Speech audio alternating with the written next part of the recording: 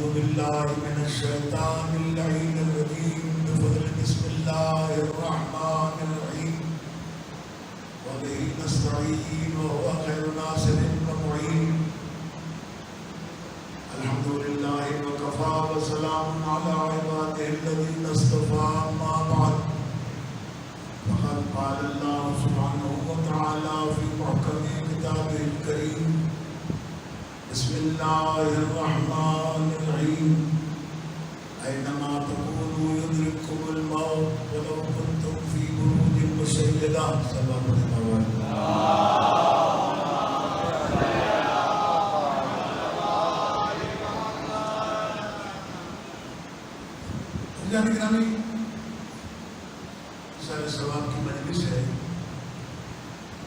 اور میں ہمیشہ کوشش کرتا ہوں کہ اصال ثواب کی مجلس میں ایسے عنوانات زیر بحث لائے جائیں جس سے مرحوم کے لیے اصال ثواب بھی ہو جائے اور مجلس میں آنے والوں کے علم میں معرفت میں اضافہ ہو جائے. میرے بہت سارے دوست احباب میرے مزاج سے واقف ہیں. کوشش کرتا ہوں کہ آل محمد علیہ السلام سے نزدیک رہ کر بات کی جائے. مجلس میں آنے کے بعد ذاتی گفتگو جائز نہیں ہے. تھوڑی سی دیر کے لیے اپنے آپ کو امام حسین علیہ السلام کے لیے وقف کریں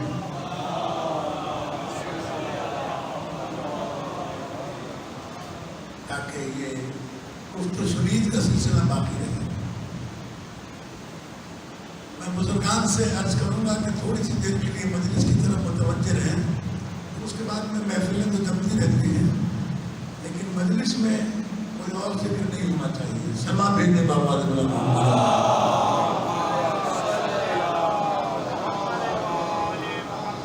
میں نے جس آیہ کریمہ کی تلاوت کا شرف حاصل کیا ہے، اینما تکونوا یدرککم الموت ولو کنتم فی بروج مشیدہ. تم کہیں بھی رہو، اپنے آپ کو کتنا بھی مضبوط اور مستحکم قلعے کے اندر بند کیوں نہ کر لو، موت تمہارا پیچھا کرے گی اور تمہارے پاس آ جائے گی. اور میں ابتدائی مجلس میں یہ ایک چیز عرض کر دیتا ہوں کہ موت ایک ایسا عمل ہے کہ جس سے دنیا کا کوئی انسان، عقل مند تو دور کی بات ہے، کوئی دیوانہ بھی موت سے انکار کرنے والا نہیں ملے گا. بلکہ ایک جملہ اور کہوں کہ دنیا میں اللہ کے منکر مل جائیں گے، رسول کے منکر مل جائیں گے، اہل بیت کے منکر مل جائیں گے، قرآن کے منکر مل جائیں گے، ہر چیز کا انکار کرنے والے مل جائیں گے، لیکن موت کا انکار کرنے والا ایک بھی نہیں ہے. موت کا اب یہ جو موت ہے، اس نے آنا ہے. اس موت کے کئی نظریات دنیا میں پائے جاتے ہیں. ایک نظریہ یہ ہے کہ مرنے کے بعد انسان مٹی میں مل کر مٹی ہو جائے گا اور ختم. دنیا میں آیا ہے، زندہ رہا، کھایا پیا، زندگی گزاری، مر گیا، مٹی میں مل کر مٹی ہو گیا اور ختم. دوسرا نظریہ یہ ہے کہ نہیں، مرنے کے بعد اٹھائے جائیں گے. تیسرا نظریہ یہ ہے کہ مرنے والے کے جسم کو جلا دیا جائے، جب یہ اٹھے تو اس کا جسم ہی نہیں ہوگا تو اٹھے گا کیسے؟ قیامت کے حساب و کتاب سے بچ جائے گا۔ اس کا مطلب یہ ہے کہ وہ بھی قیامت کے دن پر ایمان رکھتے ہیں۔ یہ جو ہندو جلاتے ہیں میتوں کو، وہ قیامت کے دن پر ایمان رکھتے ہوئے۔ ایک نظریہ یہ تھا کہ ان جسموں کو محفوظ رکھا جائے تاکہ جب قیامت کے دن روح پلٹے تو اسے اپنا جسم تلاش کرنے میں دشواری نہ ہو۔ یہ احرام مصر پہ جو ممیاں رکھی ہوئی ہیں، یہ اسی عقیدے کی وجہ سے ہے۔ انہیں کیمیکل لگا کر، اس قسم کے ادویات لگا کر پھر ضبط کیا گیا ہے، محفوظ کیا گیا ہے تاکہ قیامت کے دن جب ان کی روح آئے تو اسے پریشانی نہ ہو۔ یہ اپنے اپنے عقیدے کی بات ہے، کیونکہ انہوں نے اپنے عقائد ذاتی طور پر بنائے تھے، اس لیے انہوں نے اپنے عقیدے کے مطابق اپنے اعمال بھی انجام دیے۔ ہم چونکہ آل محمد علیہ السلام کے ماننے والے ہیں، ہم ذاتی عقیدہ کوئی نہیں رکھتے، ہم وہی عقیدہ رکھتے ہیں جو قرآن اور اہل بیت نے ہمیں دیا ہے۔ عام طور پر دنیا میں ایک شعر بہت مشہور ہے، پڑھا جاتا ہے کہ زندگی کیا ہے؟ عناصر میں ظہور ترتیب، موت کیا شے ہے؟ انہی اجزاء کا پریشان ہونا۔ یہ دہریت کا نظریہ ہے، اسلامی نظریہ نہیں ہے۔ اس لیے کہ اسلام کے ہاں موت و حیات کے فلسفے میں جو گفتگو قرآن مجید میں کی گئی، جو گفتگو آل محمد علیہ السلام نے کی، وہ بالکل الگ ہے۔ ہم چلتے پھرتے لوگوں کو زندہ کہتے ہیں، جو قبر میں چلا جائے اسے مردہ کہتے ہیں۔ آل محمد کے یہاں، قرآن مجید کے یہاں، جو اللہ کی راہ میں قتل ہو جائے وہ مرنے کے بعد بھی زندہ رہتا ہے۔ اور بہت سارے وہ لوگ کہ جو چلتے پھرتے آپ کو نظر آتے ہیں، ان کے لیے امیر المومنین فرماتے ہیں کہ جسے اللہ اور رسول کے فرامین سن کر، احکامات الہی سننے کے بعد اس پر کوئی اثر نہ ہو، سمجھو کہ یہ مردہ ہے، زندہ نہیں ہے۔ چلتے پھرتے کو زندہ نہ کہیں، دنیا سے چلے جانے والے کو مردہ نہ کہیں، اس لیے کہ مردہ وہ ہے جس کی زندگی کا عمل ختم ہو جائے، لیکن جو اپنے مرنے کے لیے دنیا میں اپنی زندگی کے اسباب مہیا کرے۔ مثلا مرنے والے کے بعد، مرنے کے بعد تین چیزیں ایسی ہیں جو جاری رہتی ہیں۔ اگر مرنے والا اولاد صالح چھوڑ کر مرا ہے، اولاد کی اچھی تربیت کر کے مرا ہے، اولاد کو دینداری کا پابند کر کے مرا ہے، جب تک یہ اولاد اچھے عمل کرتی رہے گی اس کا ثواب جاتا رہے گا، اس لیے کہ وہ مرا نہیں ہے، وہ زندہ ہے، اپنے اسباب لے کے گیا ہے۔ دوسرا یہ کہ اس نے کوئی ایسا کار خیر کیا ہے، مسجد بنائی ہے، امام بارگاہ بنایا ہے، مدرسہ بنایا ہے، جب تک وہ باقی رہے گے زمین پر اس کے لیے ثواب اس کا جاری رہے گا، چلتا رہے گا، جاتا رہے گا۔ تیسرا یہ کہ کوئی علم ایسا چھوڑ کے گیا ہو جس سے لوگوں کو نفع ہوتا، مثلا کوئی کتاب لکھ دی، کتاب نافع ہے، نفع بخش سے لوگوں کو فائدہ پہنچانے والی، تو جب تک وہ کتاب پڑھی جاتی رہے گی اس وقت تک اس کا عمل جاری رہے گا۔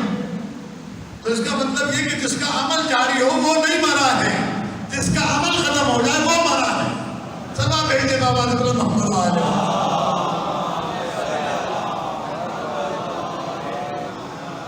ہمارے ارتضا بھائی مرحوم کئی خصوصیات کے حامل تھے۔ پہلی خصوصیت ان کی یہ تھی کہ انہوں نے ریٹائرمنٹ کے بعد اپنے آپ کو ریٹائر نہیں کیا، سرکار نے تو ان کو ریٹائر کر دیا تھا، لیکن انہوں نے اس ریٹائرمنٹ کو اپنے اوپر مسلط نہیں کیا، انہوں نے اپنے لیے سعادت آخرت میں اضافے کے لیے اور اپنے عمل کو جاری رکھنے کے لیے کہ مرنے کے بعد بھی ان کی زندگی کا سفر جاری رہے، تو انہوں نے قلم اور کاغذ ہاتھ میں لیا اور کئی ایک اچھی کتابوں کی تصنیف و تعلیم کی۔ میں نے بھی ایک کتاب لکھی تھی حضرت بلال محمدی پر، جب ہمارے یہاں کچھ چاہیے لوگوں نے جناب بلال کے خلاف ایک پروپیگنڈا شروع کیا تھا، اس کتاب پر بھی انہوں نے حاشیہ لکھا۔ یہ انسان کی زندگی کی اہم ترین ضرورت ہے کہ مرنے کے بعد مرحوم کہلانے کے لیے اپنے کو استحقاق پیدا کرے، ورنہ یہاں بہت سارے لوگ ایسے بیٹھے ہیں جو ہمارے استاد محترم مولانا غلام مہدی صاحب قبلہ اللہ مقاموں کو جانتے ہوں گے۔ وہ فرمایا کرتے تھے کہ مرنے والا جتنے کام رحمت کے کر کے گیا ہے اتنا مرحوم ہے، باقی کا محروم ہے، مرحوم نہیں ہے۔ صلوات بھیجے بابا رب اللہ محمد والا۔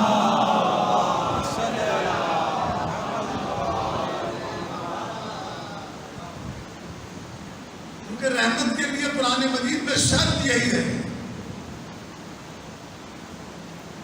یا اطیعوا اللہ و اطیعوا الرسول لعلکم ترحمون، اطاعت کرو اللہ کی، اللہ کے رسول کی، تاکہ تم مرحوم بن سکو۔ جو اطاعت کر کے گیا تو مرحوم ہے، جس نے اطاعت نہیں کی۔ ہمارا دنیا میں لوگوں کی جو تقسیم ہوتی ہے وہ مادی اعتبار سے ہوتی ہے، higher class, middle class, lower class.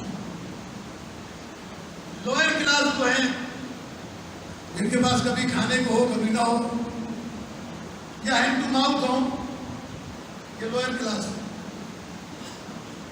Middle class وہ لوگ ہیں کہ جو کچھ بہتر طریقے سے اپنے کھانے پینے کا انتظام اور رہنے سہنے کا انتظام کرتے ہیں۔ اور تیسرا ہائر کلاس جو بہت زیادہ دولت مند ہے۔ لہذا یہ تینوں طبقے وہ ہیں کہ اگر لوئر کلاس ہو تو نیو کراچی اور نارتھ کراچی میں رہتے ہیں، مڈل کلاس ہو تو انچولی وغیرہ میں آ جاتے ہیں، اور اگر ہائر کلاس ہو تو پھر ڈیفینس اور سوسائٹی میں چلے جاتے ہیں۔ یہ انتقال مکان بتا رہا ہے کہ یہ خود کچھ بھی نہیں ہے، اپنے آپ کو بڑا بنانے کے لیے مکان تبدیل کر رہا ہے۔ اگر اچھی گاڑی نہ ہو کوئی سلام نہیں کرتا، اچھا گھر نہ ہو کوئی سلام نہیں کرتا، اچھا بینک بیلنس نہ ہو کوئی نہیں پوچھتا، پھکی جا رہا ہے، کیا ہے اس کے پاس؟ تو ہمارے یہاں جو لوگوں کی تقسیم ہے وہ high class, lower class, middle class مال کے اعتبار سے ہے۔ آل محمد کے یہاں یہ تقسیم ایمان کے اعتبار سے ہے کہ اگر ہائی کلاس بیٹھا ہو تو آل محمد اس کے پاس جانے کو تیار نہیں، اور لوئر کلاس اگر فٹ پاتھ پہ بیٹھ کر کھجورے بھی بیچتا ہو تو علی علیہ السلام کہتے ہیں جاؤ نیسم آرام کر کے آؤ، کتنی دیر میں تمہاری دکان پہ کھجورے بیچتا ہوں۔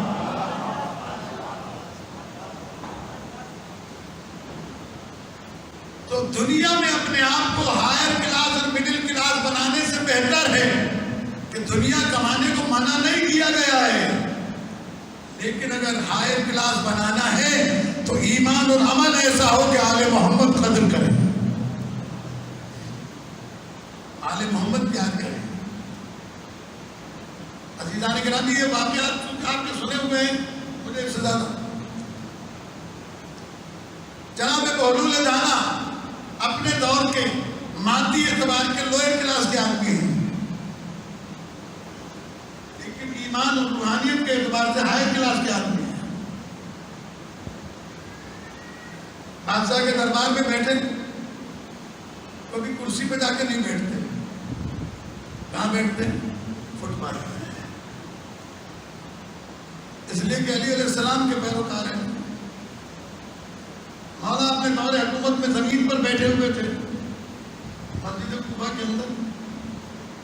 تو کسی مومن نے، کسی چاہنے والے نے، کسی شخص نے آ کر مولا سے کہا کہ یا علی، آپ تو امیر المومنین ہیں، خلیفۃ المسلمین ہیں، بادشاہ وقت ہیں، آپ کو تو زیب دیتا ہے کہ آپ کرسی پر ہوں، تخت پر ہوں، زمین پر کیوں بیٹھے؟ مولا نے مسکرا کے ارشاد فرمایا کہ جو زمین پر بیٹھتا ہے وہ گرفتار نہیں. سبا بھیجے بابا جبل محمد و آل محمد.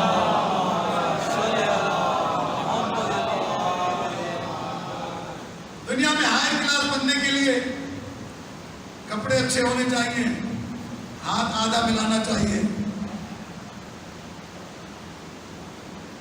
اور غریب شریف مومن سے، عزیز سے زیادہ واسطہ داری نہیں رکھنی چاہیے. لیکن اسٹیٹس کے چاہے گا. اگر میں یہ بتاؤں کہ میرا کوئی رشتہ دار نیو کراچی میں رہتا ہے، اس لیے نہایت نگین آدمی، یہ انسان کے اندر جو احساس محرومی ہوتا ہے اسے ظاہر کرنے کے لیے بات کرتا ہے. احساس کمتری کو مٹانے کے لیے احساس برتری کرتا ہے. ورنہ کائنات کا سب سے بڑا اللہ اور رسول کے بعد انسان علی علیہ السلام قمبر جیسے غلام کو لے کر بازار جاتے ہیں. دکاندار سے کہتے ہیں 2 عدد کپڑے کے جوڑے دو، ایک قمبر کے لیے دو، ایک میرے لیے دو. قمبر کے لیے اعلیٰ کوالٹی کا کپڑا چاہیے، میرے لیے کھٹر کا ادنا کپڑا چاہیے. دکاندار نے سوٹ کا کپڑا کاٹ کے دیا، مولا کائنات نے اچھا والا سوٹ قمبر کو دیا، ہلکا والا اپنے پاس رکھا. قمبر مولا کو دیکھ کر کہنے لگے مولا آپ سلطان ہیں، آپ بادشاہ ہیں، آپ امیر المومنین ہیں، یہ اچھے والے کپڑے آپ کو اچھے لگتے ہیں، میں تو دنیا جانتی ہے غلام ہوں، غلام جیسا بھی پہنے گا کون دیکھے گا، لیکن اب علی علیہ السلام کی بڑائی دیکھے بڑا اس کو کہتے ہیں. مولا کہتے ہیں قمبر تم جوان ہو، میں بوڑھا ہوں، جوانوں کو یہ والا لباس اچھا لگتا ہے، بوڑھوں کو یہ والا لباس اچھا لگتا ہے. سبا دیجیے بابا جبل محمد و آل محمد.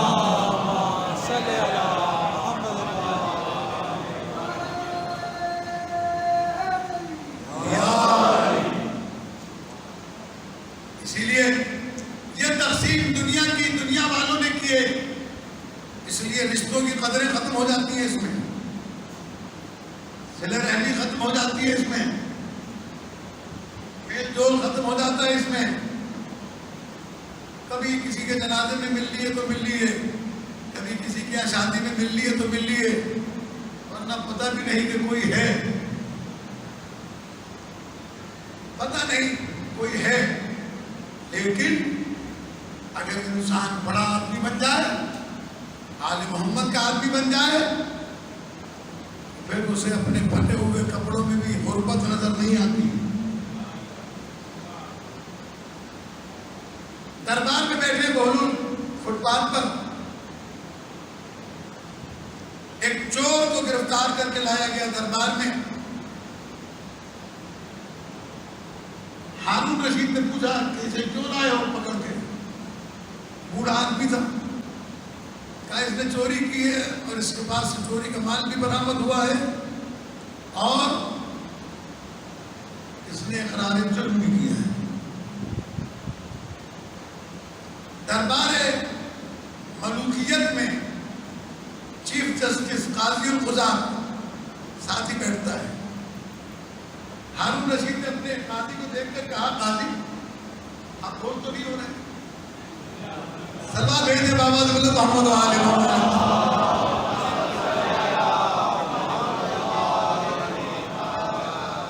قاضی کو دیکھ کے کہا کہ یہ چور کو گرفتار کر کے لائے، اس سے پوچھو. اس نے کہا کہ میں چور نہیں ہوں، لیکن میں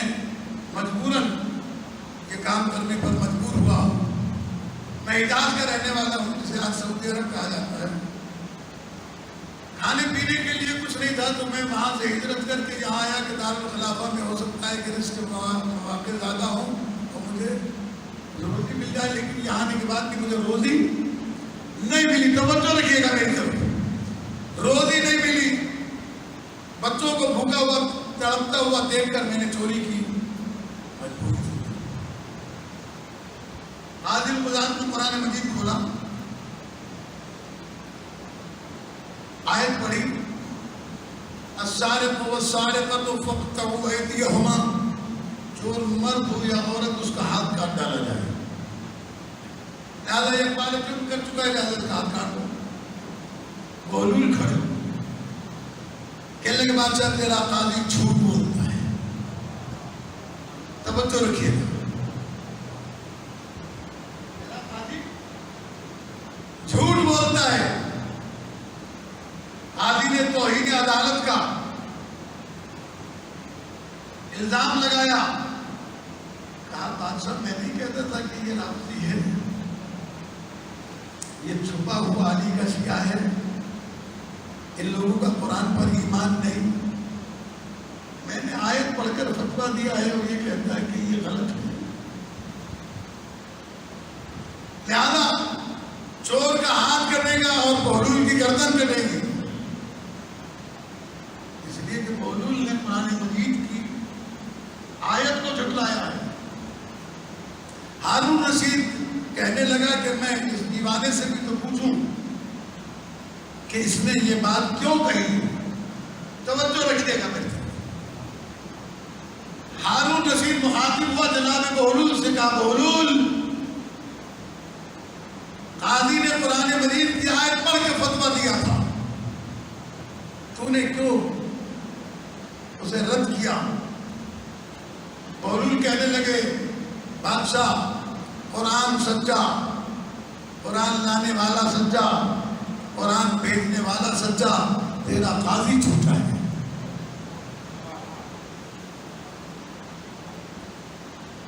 کہا کیسے جھوٹا ہے؟ کہا قرآن مجید کا یہ حکم کب صادر ہوگا یہ اسے پتہ ہی نہیں ہے. کہا کیا مطلب؟ کہا شارع مقدس نے اس کی وضاحت کی ہے. کہا کیا وضاحت کی ہے؟ کہا وضاحت یہ ہے کہ اسلامی حکومت کا حکمران اگر اپنی حکومت کی رعایا کے لیے کھانے پینے رہنے کا پورا بندوبست کرے اور ذرہ برابر غفلت نہ برتے تو پھر چور کا ہاتھ کٹے گا، اور اگر حاکم غافل ہے تو پھر چور کا ہاتھ نہیں حاکم کی گردن کٹے گی.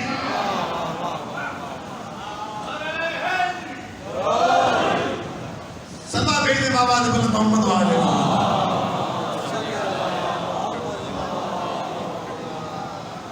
عزیزان گرامی، چونکہ قرآن مجید نازل ہوا رسول پر، رسول نے حوالے کیا علی کے جتنی بھی حدیثیں ہیں. پیغمبر کے 1,24,000 صحابہ میں کسی کے حوالے پیغمبر نے قرآن نہیں کیا، قرآن علی کے حوالے کیا. اس لیے کہ پیغمبر جانتے تھے کہ قرآن مجید کو یا میں سمجھتا ہوں یا علی سمجھتا ہے. صحابہ میں تو ایسے لوگ بھی موجود تھے جو بزم پیغمبر سے اٹھ کر جب مسجد کے دروازے پر پہنچتے تھے تو اہل علم سے پوچھتے تھے ماذا قال آنفا، ابھی رسول کہہ کیا رہے تھے. تو جو رسول کی زندگی میں قرآن نہ سمجھ سکے زبان رسول سے تو بعد رسول امت کو کیا سمجھائے گا. سلام بھیجنے بابا نے بولا محمد وآلہ.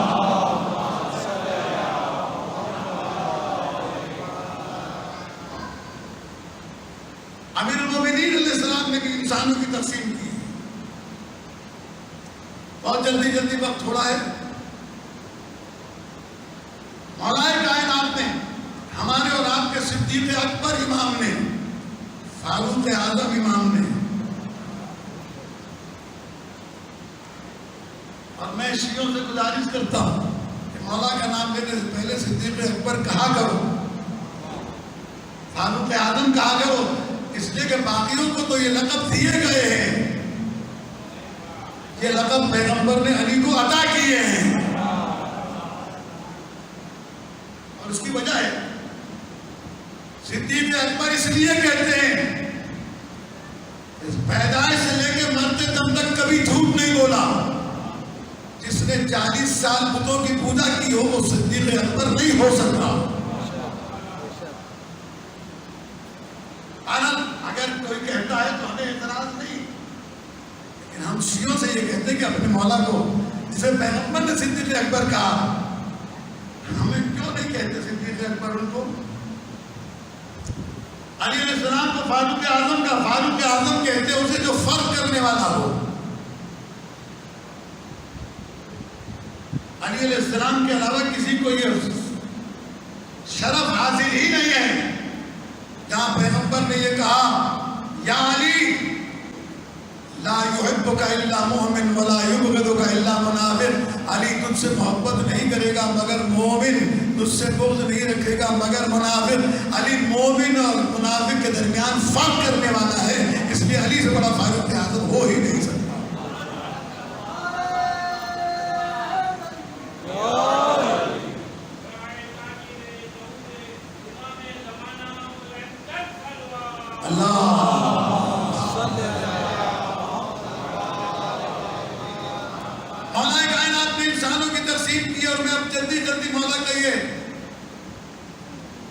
نہج البلاغہ کے تیسرے حصے کا حکمت والا تھوڑا سا کلام پیش کرتا ہوں، مفصل تو نہیں بیان کر سکتا، اس کے لیے الگ سے 2-3 گھنٹے چاہیے، اشارہ میں کیے دیتا ہوں، کبھی موقع ملے اور مولا کے زبان کو پڑھنا چاہیں تو نہج البلاغہ گھروں میں بھی ہوتی ہے، ورنہ PDF پہ موجود ہے، گوگل پہ جا کے نہج البلاغہ سرچ کریں۔ مولا کائنات کمیل کو لے گئے گھر سے باہر، بلکہ جا رہے تھے سفر پر، کوفے سے تھوڑا شہر کے باہر نکلے، ایک جگہ ٹھہر گئے۔ یہ اکثر و بیشتر مولا کے فرامین میں ملتا ہے، روک روک کر رستے میں اپنے اصحاب کو سنایا کرتے تھے، اس لیے کہ مولا کہتے تھے میرا دل میرا سینہ پھٹتا ہے علم سے، جتنا علم ہے لینے والا کوئی نہیں ہے۔ دوسرے کو دوسرے اپنے بھی نہیں لیتے، نہج البلاغہ سن کے جمائیں آنے لگتی ہیں لوگوں کو، مشکل آ جاتی ہے۔ حالانکہ اس دور میں نہج البلاغہ ہی ایک ایسی کتاب ہے جو مستند ترین کتاب ہے، جو آپ کے عقائد کو بھی محفوظ رکھے گی، آپ کے اعمال کو بھی۔ بس میں جلدی بات کرتا ہوں، مولا فرماتے ہیں یا کمیل ان هذه القلوب اوعیۃ فخیرها اوعاها، یہ دل جو ہے یہ برتن ہے، ظرف ہے، اور بہترین بات یہ ہے کہ اس ظرف کی حفاظت کی جائے۔ توجہ رکھیے گا، میں جلدی آگے بڑھوں۔ مولا فرماتے ہیں یا کمیل فاحفظ عنی ما اقول لک، اے کمیل جو میں کہہ رہا ہوں اس کی حفاظت کرنا، اسے محفوظ کرنا، اسے یاد رکھنا۔ یا کمیل الناس ثلاثۃ، انسانوں کی 3 قسمیں ہیں۔ اے کمیل انسانوں کی 3 قسمیں، فعالم ربانی ومتعلم علی سبیل النجاة وحمد رعاہ اتباع کل نائب۔ اے کمیل پہلی قسم عالم ربانی کی، مولا نے یہ نہیں کہا کہ عالم، یہ عالم کے ساتھ ربانی بھی لا کر مولا نے بتا دیا کہ ہر مدرسے کا پڑھا ہوا قابل تقلید نہیں ہوتا ہے جب تک وہ ربانی نہ ہو۔ مولا ربانی کسے کہتے ہیں؟ عالم ربانی کون ہوتا ہے؟ فرمایا عالم ربانی کی آسان پہچان یہ ہے کہ جسے تم سرکاری دفتروں میں دیکھو، بڑے لوگوں کے دروازے پر دیکھو، یہ درباری مولوی ہے، جس کے دروازے پر سرکار کو دیکھو یہ عالم ربانی ہے، اس کے پاس جاؤ گے بیمار کرے گا، اس کے پاس آؤ گے شفا ملے گی۔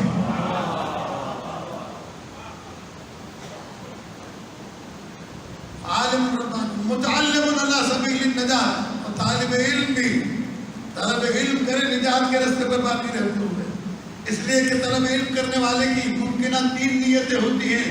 علم حاصل کر کے تبلیغ کروں گا، مولا نے کہا یہ بھی غلط، علم حاصل کر کے دولت کماؤں گا، یہ بھی غلط، علم حاصل کر کے اپنے نفس کی اصلاح کروں گا. کہا یہ صحیح ہے.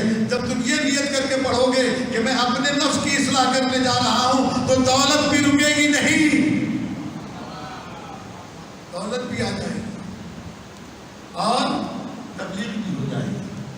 تیسری چیز محمد الرعا اور اتباع کل نائب، جو نہ عالم ربانی ہے نہ طلب علم کرتا ہے. طلب علم کرنے کے لیے دو چیزیں ہیں، یا مدرسے میں جا کے پڑھے یا علماء کی مجلس میں بیٹھے، جسے علم مجلسی کہا جاتا ہے. علم مجلسی بھی بہت بڑی اہمیت رکھتا ہے. علم مجلسی کے لیے ایک جملہ آپ کی خدمت میں عرض کروں. نماز جمعہ کے بعد قرآن مجید کے سورہ جمعہ میں تو آیت لکھی ہوئی ہے وَإِذَا قُضِيَتِ الصَّلَاةُ فَانتَشِرُوا فِيهَا وَابْتَغُوا مِنْ فَضْلِ اللَّهِ. جب نماز تمام ہو جائے تو زمین پر پھیل جاؤ اور اللہ کا فضل تلاش کرو. رحمت نہیں، نعمت نہیں، فضل تلاش کرو. پوچھا گیا معصوم سے فضل کیا ہے؟ کہا یہ حصول علم ہے. نماز جمعہ کے بعد اپنے علماء کے پاس جاؤ، ایک مسئلہ سیکھو. ایک یہ فضل خدا ہے. امیر علیہ السلام فرماتے ہیں کہ اگر تمہیں پتہ چل جائے کہ علم تمہارے لیے کتنا ضروری ہے تو تم دنیا کی سب چیزیں چھوڑ دو، علم حاصل کرو. مولا سے کسی نے آگے پوچھا پیغمبر اکرم صلی اللہ علیہ وآلہ وسلم سے، یا رسول اللہ اگر کسی انسان کو یہ معلوم ہو جائے کہ مجھے کل مر جانا ہے، یعنی 24 گھنٹے سے زیادہ میرے پاس زندگی نہیں ہے، 24 گھنٹے سے زیادہ میرے پاس زندگی نہیں ہے، 24 گھنٹے سے زیادہ میرے پاس زندگی نہیں ہے، کیا کرنا چاہیے؟ تسبیح پڑھے، نمازیں پڑھے، قرآن کی تلاوت کرے، استغفار کرے، معافیاں مانگے. پیغمبر نے فرمایا کچھ نہ کرے، فقط علم حاصل کرے. اس لیے کہ علم حاصل کرنے والا جب دنیا سے جاتا ہے علم حاصل کرتے ہوئے تو اسے اللہ شہادت کا درجہ عطا فرماتا ہے. علم سے قریب آئے. اسی لیے پیغمبر آپ کو اور ہمیں اس دروازے پر چھوڑ گئے جہاں سے علم تقسیم ہوتا ہے. انا مدینۃ العلم وعلی بابھا. یہ حدیث نعرے لگانے کے لیے نہیں ہے، یہ اس لیے ہے کہ آپ جس دروازے پہ بیٹھے ہیں آپ کے پاس علم کتنا ہے. صحیح قرآن مجید نہیں پڑھ سکتے. اگر سوئم میں چلے جائیں تو زیادہ تر آپ کو چنوں کے اوپر ڈھیر ملے گا. قرآن مجید والے میں ایک قرآن ختم ہو جائے بڑی بات ہے. یا پڑھنے والے نہیں ہیں یا پڑھنے سے دلچسپی نہیں ہے. اگر کسی سے کہا جائے کہ ایک سورت پڑھ کے سنا دو، کہتے مولانا پھر کبھی، اس لیے کہ پتہ ہے کہ سنا پڑھ رہا ہوں یہ بھی نہیں آتی سے. مولانا فرماتے ہیں محمد الرعا اتباع کل نائب. تیسرا گروہ عوام الناس کا وہ پس گروہ ہے جو ہر آواز کے پیچھے دوڑتا ہے. تقریب میں لہجہ کس کا اچھا ہے، آواز کس کی اچھی ہے. اگر نہج البلاغہ پڑھ رہا ہو تو 10 آدمی بیٹھے ہوں گے، اگر اناب شناب بھانگ رہا ہو تو جگہ ہی نہیں ملتی ہے. اس لیے کہ دعوت کا مزہ اور ہے، آوازوں کا مزہ اور ہے. اور اگر کوئی میراثی آ جائے تو پھر تو سب کچھ گیا. اور اگر کچھ کہتے تو کہتے ہیں عزاداری کے مخالف. کیونکہ یہ جو گویے ہیں، اب وہ سادات گویے ہوں یا میراثی گویے ہوں، ان کی پہچان یہ ہے کہ جب امام بارگاہ میں آئیں گے تو دعا پڑھیں گے، جب کسی پد میں جائیں گے تو رنڈیوں پر پیسے پھینکیں گے، ان کے ساتھ کھڑے ہو کے ناچیں گے، بازار میں جائیں گے. کہاں سے آئے گی آل محمد کی تہذیب؟ کیسے آئیں گے امام زمانہ؟ کیا ہوگا امام زمانہ کے ظہور کا؟ میرے دوستو یاد رکھیں، نہ دعائے ندبہ سے امام زمانہ آئیں گے، نہ اللہم کل ولی الحجت ابن الحسن سے امام زمانہ آئیں گے. اس لیے کہ وہ تمہارے اور ہمارے حالات کو جانتے ہیں یہ زبان پہ کچھ اور ہے، اندر کچھ اور ہے. ابھی یہ امام زمانے کی دعائے ندبہ پڑھ رہا ہے، تھوڑی دیر میں اسے دعوت ملے گی محفل میں جانے کی، جہاں نیم اور یہاں عورتیں مکس گیدرنگ میں بیٹھی ہوگی، وہاں بھی بیٹھا ہوگا تو مجھے بلائے گا، کہاں رنگ بٹھائے گا مجھے. صبح کو اٹھ کے قرآن کی تلاوت کرتا ہے، تلاوت ختم ہوئی پھر گھر میں گانے شروع ہو گئے، فلمیں شروع ہو گئی، ڈرامے شروع ہو گئے. مجھے کہاں بٹھائے گا؟ ہمارے استاد ہیں مولانا صاحب علی نجفی دامت برکاتہ، وہ کہا کرتے ہیں امام کو بلا تو رہے ہو، کیا تم نے گھر میں کوئی ایسا کمرہ بنا رکھا ہے جو اگر امام آ جائے تو اس میں بٹھا سکو؟ یہ باتیں مشکل ہے.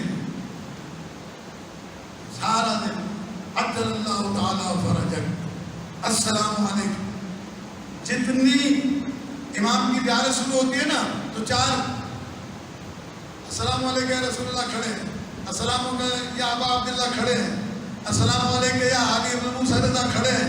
امام زمانہ کا نام آیا، سینے پہ ہاتھ رکھا، ایک ہاتھ سینے آدھے رکوع تک جھک گئے. بس اتنا سر جھکا رہے ہو، اتنا دل جھکا لو تو امام زمانہ کا ظہور ہو جائے. صلوات بھیجے بابا.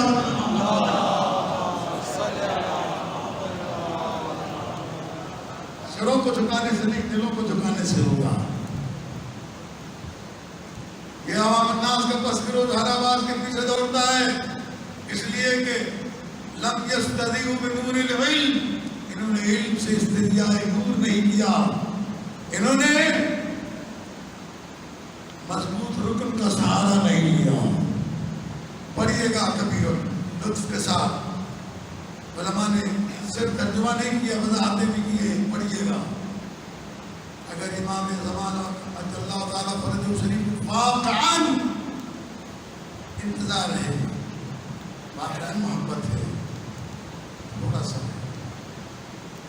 اس امام سے تو پوچھیں وہ پردے غیبت میں کس کرب میں ہے. ہم تو بڑے آرام سے نام لے لیتے ہیں. امام فرماتے ہیں دادا قد اخرنی الدہر لاقین علیک سبعا ومساعا بدلت دموع دمع. دادا مجھے زمانے نے پیچھے کر دیا، میں ہوتا تو آپ کی مدد کرتا. دادا میں پانی کے بدلے خون کے آنسو. کسی عالم نے زیارت عاشورہ کا عمل کر کے پوچھا مولا کیوں روتے ہیں خون کے آنسو؟ امام کی آواز آئی، نہ میں حسین علیہ السلام کے غم میں روتا ہوں، نہ میں علی اکبر کے پرچی پر روتا ہوں، نہ عباس کے بازو کے قلم ہونے پر روتا ہوں. مولا پھر کیوں روتے ہیں؟ کہ اس لیے روتا ہوں کہ میری پھوپیاں بازاروں میں جانے کے قابل ہیں.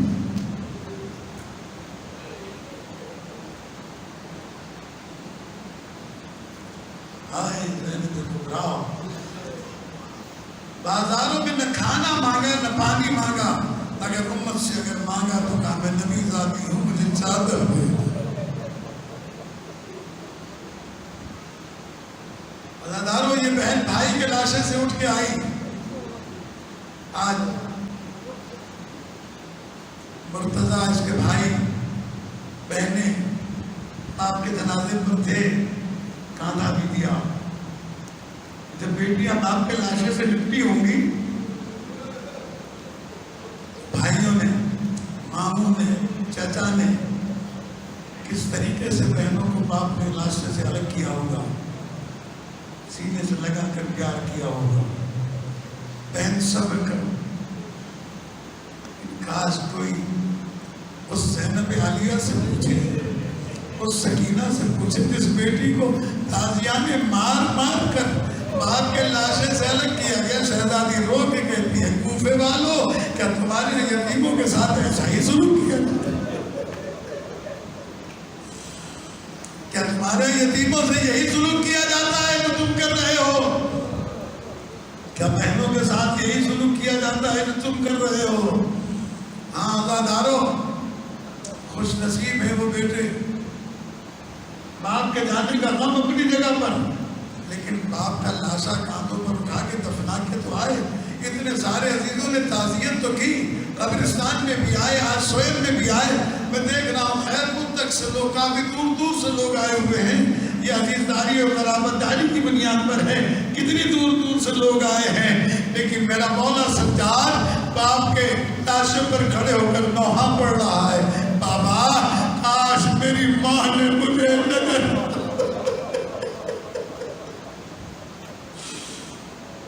میری ماں نے مجھے لگا ہوتا. اب آپ کا لاشوں پہ گور و کمبل پڑا ہے، آپ کے بیٹے کے ہاتھوں میں ہتھکڑیاں ہیں، پاؤں میں بیڑیاں ہیں، بابا میں آپ کا لاشا دفن نہیں کر سکا، اسی لیے شاید امام علیہ السلام کے علم میں تھی بات، تو مولا نے جاتے وقت جناب سید سجاد سے جب آخری رخصت کی تھی تو کہا تھا جب واپس وطن جاؤ گے شیعتی کہنا، شیعوں سے شیعتی بابا شریف تم عزب مائل فذکرون، اے شیعوں مجھ سے کے لیے آئے ہو، جب ٹھنڈا پانی پینا تمہارے امام نے وصیت کی ہے مجھ حسین کی پیاس لَيْلَكُمْ فِي يَوْمِ عَاشُورَا جَمِيعًا تَنْظُرُونِي، کاش تم سب عاشور کے دن ہوتے، تم دیکھتے میں علی اصغر کے لیے کیسے پانی مانگتا رہا، کس طریقے سے میرے اصغر کی پیاس کو بجھایا گیا، شیعوں کاش ہوتے تو تم دیکھتے کہ میں کس طریقے سے ذوالجناح سے اترا، کیسے میرے لاشے کو پامال کیا گیا۔ امام زمانہ فرماتے تھا سلام اس دادا پر جس کی لاش پر گھوڑے ایسے دوڑائے گئے کہ اس کی دائیں طرف کی پسلیاں بائیں طرف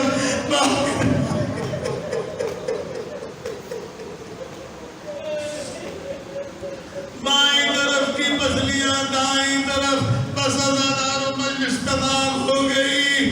آخری جملے سنیں، کیسی حسرت ہوتی ہے بچوں کو، کیسی حسرت ہوتی ہے بہنوں کو۔ ازاداروں جناب سیدہ زینب 11ویں محرم کی صبح کو بھائی کے لاشے پر سویرے سے آ گئی، سورج بلند ہو چکا تھا، شہزادی مرثیہ پڑھ رہی تھی۔ امام سجاد علیہ السلام فرماتے ہیں جب میں نے پھوپھی کو بیویوں میں نہ دیکھا تو تلاش کرتا ہوا میں اس نشیب میں آیا تھا، میرے بابا کا لاشا پڑا ہوا تھا، میں نے دیکھا میری پھوپھی مرثیہ پڑھ رہی ہے۔ مرثیہ کیا پڑھ رہی تھی؟ فرما رہی تھی واجدہ ہو ہائے نانا، ہائے نانا صلی علیہ ملیک السماء، نانا آپ پر تو فرشتے صلوات بھیج رہے ہیں، آذا حسین المرمل بالدماء، نانا جس حسین کو کاندھوں پر سوار کر کے چلتے تھے آ کر دیکھے وہ حسین خاک و خون کا لباس پہنے ہوئے زمین پر پڑا ہے، مقطوعۃ الاعضاء، نانا ایک انگوٹھی کی خاطر میرے بھائی کا ہاتھ کاٹ ڈالا،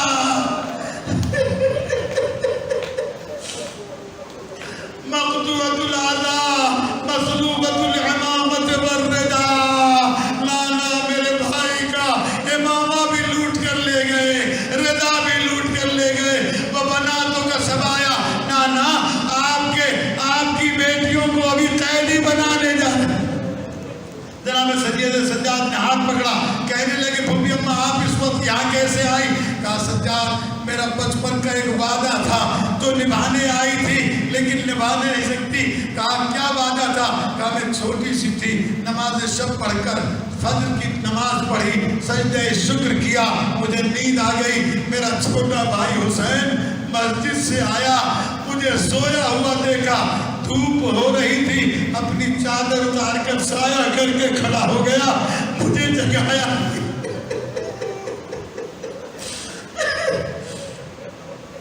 بس آخری جملے ہیں ازاداروں، آپ نے گریہ کیا مولا آپ کے سوائے غم حسین کے کوئی غم نہ دے۔ ایک مرتبہ شہزادی کہتی ہے سجاد میری آنکھ کھلی، میں نے دیکھا حسین سایہ کیے کھڑا ہے، خدا جانے حسین کتنی دیر کھڑا رہا،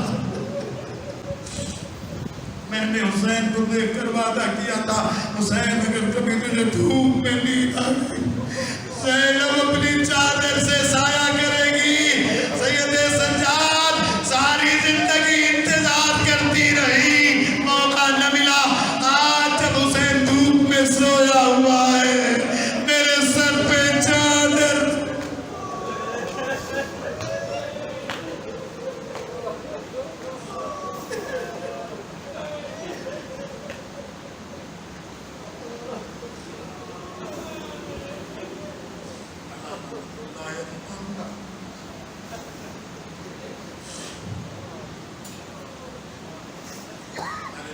ذلیل عبادت کو قبول فرما، ہمارے مرحومین کی مغفرت فرما، جو بیمار ہم کو شفا فرما، بھائی کے درجات کو بلند فرما۔ اللہ انہوں نے اپنی زندگی میں جو علمی کام کیا، اہل بیت علیہ السلام کی سیرت لکھی اور دیگر علمی کام کی، اللہ ان کا بہترین انہیں صلہ عطا فرما۔ انہوں نے اس کے علاوہ جو اپنی زندگی میں نیکیاں کی، بہترین جزا عطا فرما۔ اللہ کہ محمد و آل محمد ان کی اولاد کو ان کی خلف صالحین قرار دے۔ اللہ کہ محمد و آل محمد علیہ السلام عالم برزخ میں اہل بیت علیہ السلام کی کچہری نصیب ہو، صحبت نصیب فرما۔ اللہ کہ محمد و آل محمد علیہ السلام عالم برزخ کے سفر کو ان کے لیے آسان فرما۔ ان کی قبر کو نور آل محمد علیہ السلام سے منور فرما، ان کی قبر کو نور ولایت آل محمد سے منور رکھنا۔ اللہ ان کی قبر پر رحمت برکت نازل فرما، قیامت کے دن اہل بیت کی شفاعت نصیب ہو، جنت الفردوس میں آنا فرما۔ ربنا تقبل منا انک انت السمیع العلیم برحمتک یا ارحم الراحمین۔